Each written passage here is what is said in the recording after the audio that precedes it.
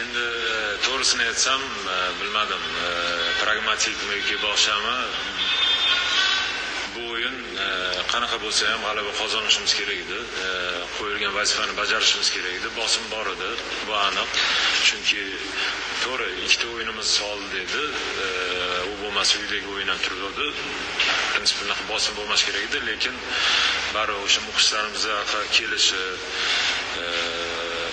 xo'shlikda hal qilishimiz kerakligini biz tushunib turdik.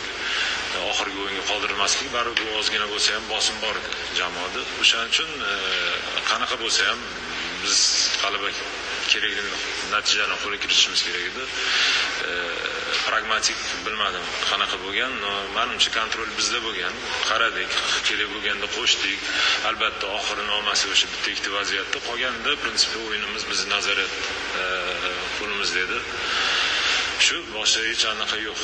Qatarga albatta harakat qilamiz. Aytganda o'yindan keyin baribir xursandchilik bo'ldi, emotsional fon baribir xursandchilik bo'lgandan keyin buni to'ldirishi bor. Lekin 2 kunimiz bor. Kecha, bugun o'ylaymanki yaxshi bo'ladi va ertaga o'sha bosimsiz deganda ertaga ham bosimda. Ertaga ham baribir muxlislarimiz keladi. Nasib bo'lsa hurmatli prezidentimiz keladi. Albatta ular oldida ham chiroyli o'ynab g'alaba qozonishga harakat qilamiz.